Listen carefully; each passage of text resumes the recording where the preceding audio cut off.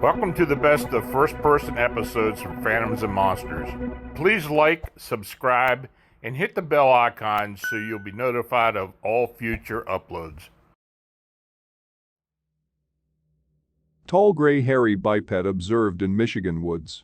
I feel it's just an obligation to say that I am a skeptic.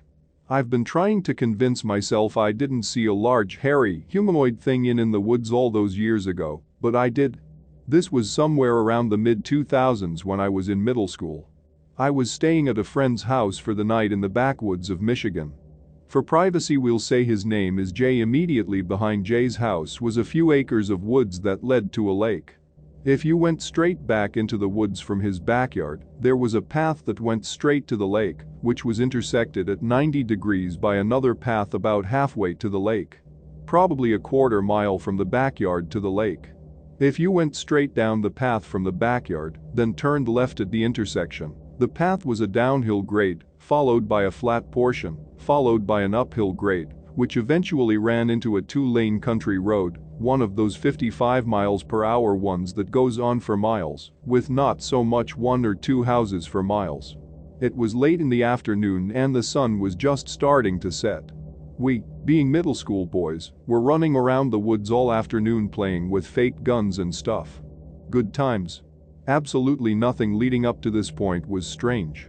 No weird, eerie feelings. No odd, unidentified sounds.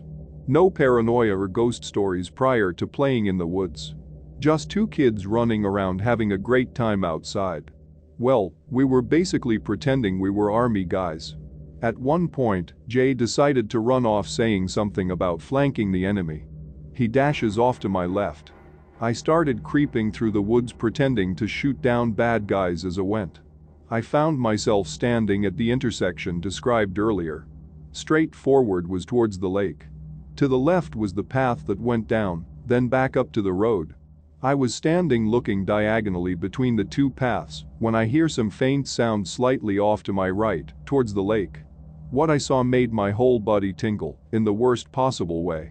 About 50 feet, maybe more, maybe less, towards the lake and just behind a tree, I see this face and shoulder arm peeking around it. The most terrifying part was that it was probably 2 feet or more higher than you'd expect a human's head to be. Before I could properly observe the face, which was undoubtedly hairy, it snapped back behind the tree, as if it realized I could see it. The color of the figure I saw was light gray, like your average cement sidewalk. Because of that I was unsure of what it was. My first couple thoughts were sheer confusion and fear. Then, in my frozen state, I remembered that Jay was wearing a shirt almost exactly that shade of gray. I tried whisper shouting his name towards the now hidden figure. I called out maybe 2 or 3 times when off about 50 feet behind me and to my left, down the path leading towards the road, Jay emerged from the thicker trees. This was the complete opposite direction from the figure I saw, and there's no way he could have sneaked around me in that short of a time frame. To further drive the point home, it was fall, and the ground was covered in layers of dry, dead deciduous leaves. The crunch from the leaves was very distinct, and you couldn't avoid it. Anyways, Jay had heard me call out, and from just down the slight decline, he looked up and asked what was going on. I pointed off into the trees where I had seen the figure and said at normal volume, "I saw something big over there." As soon as I finished that sentence, I mean the very second, whatever I had seen started stomping off towards the road, parallel to the path we were on, but probably 50 to 100 feet deeper in the woods. Woods which were too thick to see anything at that distance. For some god-forsaken reason, we tried to run after it. Jay and I were athletic. As 6th or 7th graders could be. We played tons of sports and we're fast kids. We were hauling ass down the path parallel to the beast, as fast as we could sprint, and yet it was absolutely smoking us. The road, if I remember correctly, was a solid quarter mile from the intersection of the two paths. We had maybe just finished running down the downhill portion when this monster was already to the road. And believe it or not, we could tell where it was from the crunching leaves, and you could hear its massive footsteps clear as day, even while running. When we realized it was getting to the road, we also realized a car was coming. I fool you not, as soon as the crunching leaves stopped and the thing stepped out onto the road, The car slammed on its brakes and pounded on the horn. Its tires screeched for a solid 3 to 4 seconds at least. When the car finally stopped, we heard the leaves start crunching on the other side of the road, and then the car slammed on the gas, peeled out again, and took off like a bat out of hell. Keep in mind we could only hear all of this. We didn't see the car, so there's no way we could ever track the person down to ask what they saw, but I wouldn't be surprised if their story is out there on the internet somewhere about the time they almost turned a Bigfoot into roadkill. Anyways, we finally made it to the road and crossed to the other side. On that side, it was mostly flat woods as far as the eye could see. Nothing but trees, trees, and more trees. No sight nor sound of the beast. We waited for a bit, then went back home. Was it a Bigfoot for sure? I can't say. But what I do know is that it was tall, hairy, gray, and 100% bipedal. There was absolutely no mistaking the sound of it running. But I'm almost sure this thing was sprinting. The speed at which it reached the road was utterly unbelievable. It ran a quarter mile in probably close to 20 seconds. And trust me, I understand how absurd that is. TC.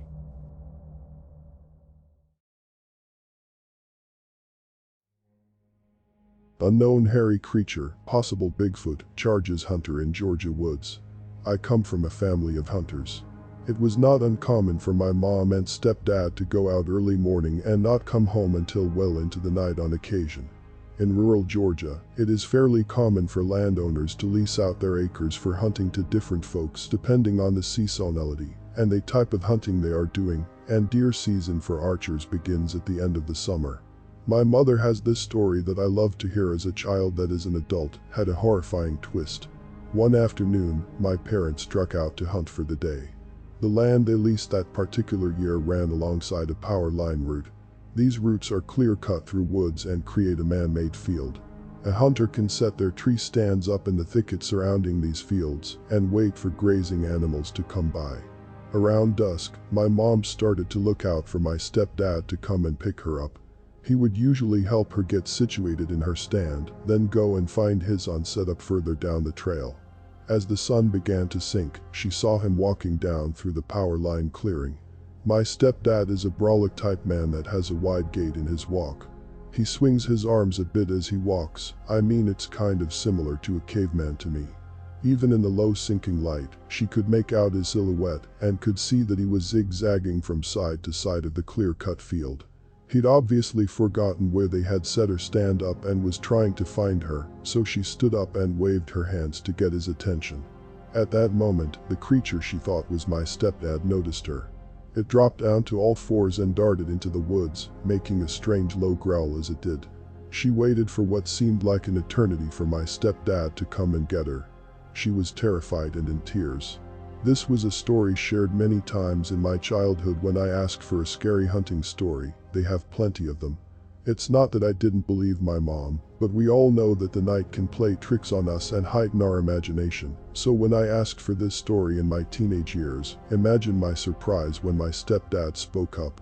A man of few words and a lack of imagination, he raised his head at the dinner table. I've never told either of you this, but I think I probably should. That night, the creature wasn't running away from your mother. I was walking along the line of the woods towards her tree stand when I noticed it. I smelled it before I actually saw the thing. It had a pungent odor, almost skunk-like, and it seemed to be a little over 6 foot tall, covered in thick coarse hair. It saw me about the same time as I was drawing back an arrow to take aim. At first, it growled, then dropped to all fours and sprinted towards me as I released the arrow, knocking it in the arm. I was shaking and just missed the intended hit. The animal veered to the side and kept running. To this day, I wonder what that creature was. RS.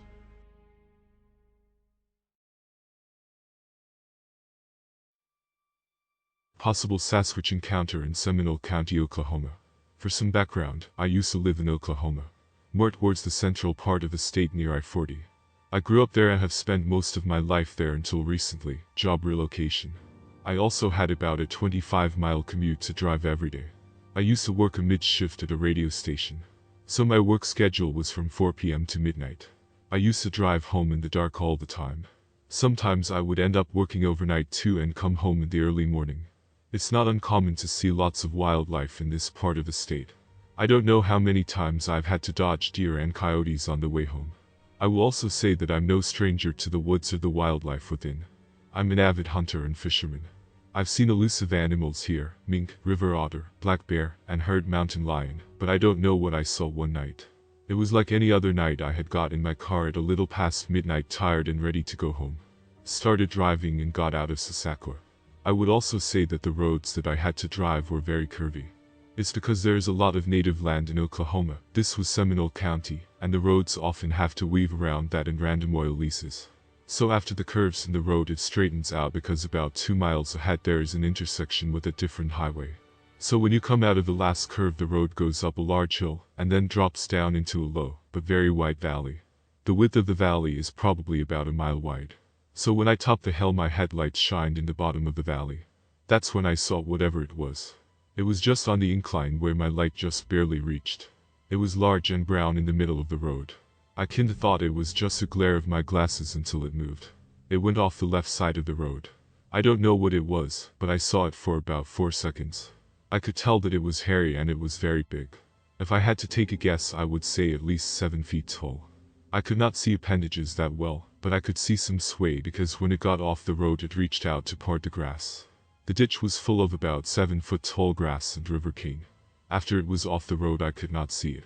My brain had trouble determining what it was.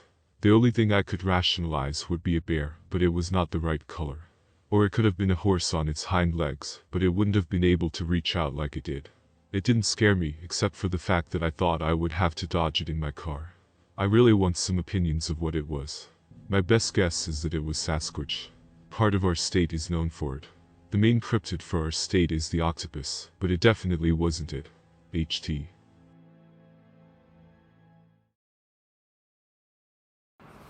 This is Lon Strickler. If you like this program, it would help us if you would give it a thumbs up. Then subscribe and click the bell icon so you get notification when we upload new first-person encounters. We have many more to come very soon. And by the way, if you have a suggestion or an experience of your own, please leave a comment.